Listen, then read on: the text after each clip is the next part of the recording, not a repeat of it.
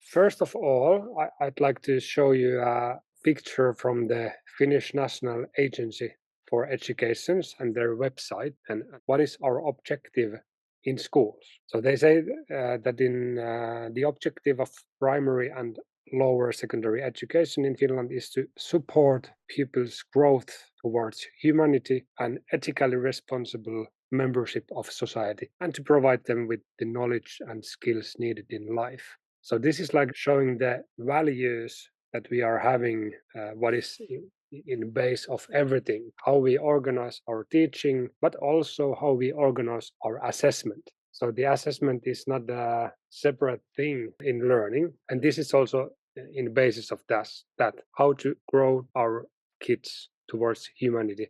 I'll show you another picture about our system. The first 6 years, the kids can be in the kindergarten, and when they are at age 6, they attend to preschool, and that's the pre-primary education. And then the school starts in Finland at the age of 7, and we are in the primary and lower secondary education, and that takes a total of 9 years. So first 6 years with the classroom teacher, and then 3 years with a subject teacher. One interesting thing in Finland is that we do not have any national tests at all. So no national tests whatsoever in the first 9th year of the school. And we actually have only one type of national test that is called matriculation examination. It's after the upper secondary school, so after the 12th grade of school. But as you can see here, after the primary school, half of our students go to upper secondary school and half of our students goes to vocational schools.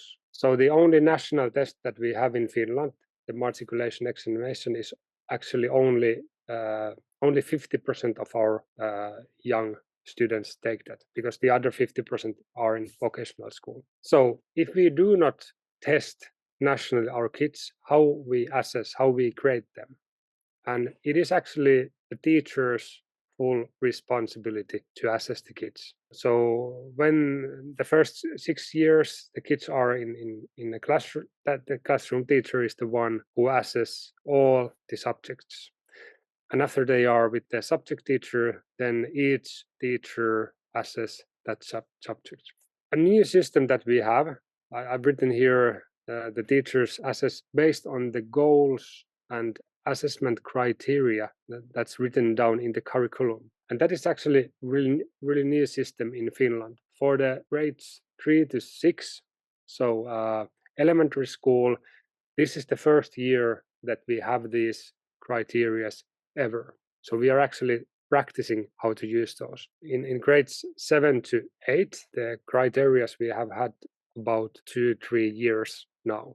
I have an example how they look like. From each subject, we have like 10-15 main objectives, and then we have competence descriptions for different numerical grades. Our grading system is from number 4 to number 10.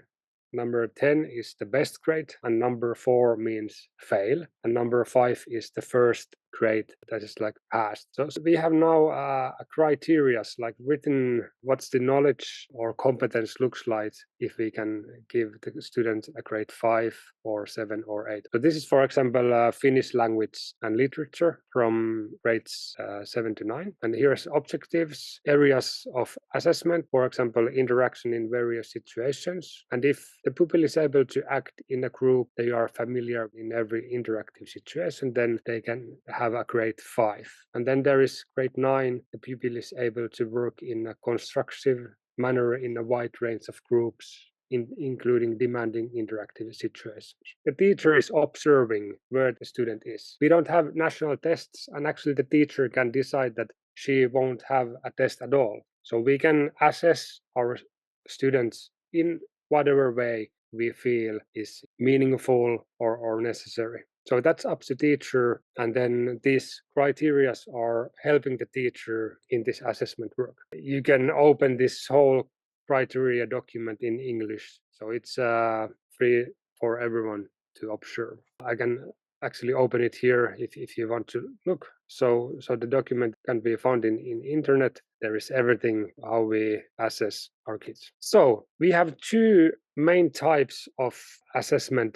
The other one is formative, and then the other one is summative. And we try to emphasize the formative assessment in our assessment work. So that means the continuous assessment during studies. And it says that the aim of continuous assessment is to guide and help pupils in their learning process. So we want to help our kids to learn, to grow, and we use this assessment for that. And then we can also have summative assessment elements whenever we like to use them when we feel that those are necessary to have. But that is all up to teacher to decide when to use it.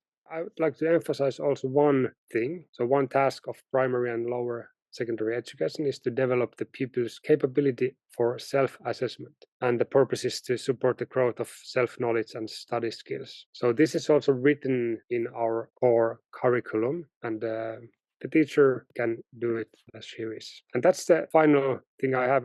We have certificates after each year, and we give number grades starting at the age of 10-year-olds, 11-year-olds. So when they are in the 4th grade in school, after the 4th grade, we give them numbers at their certificates. So whenever the teacher is giving some kind of final grade in the student's certificates, she should use these criteria. So this is the system that we have, and I can answer questions if anyone has one.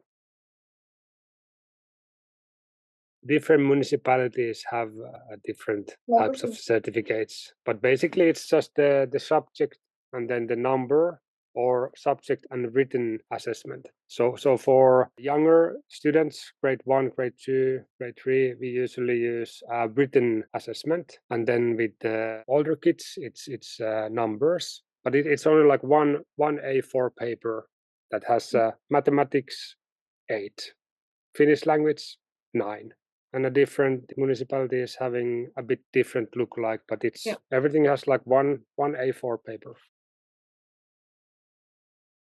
In the criteria document is showing how we can assess also those. In the certificate, there is only the name of the subject and then one number. But how the number is generated, we have objectives, for example, to encourage pupils' diversity, communication skills, develop skills in justifying their views and languages, communication choices. So we have the objectives. Then we have how to assess that objectives.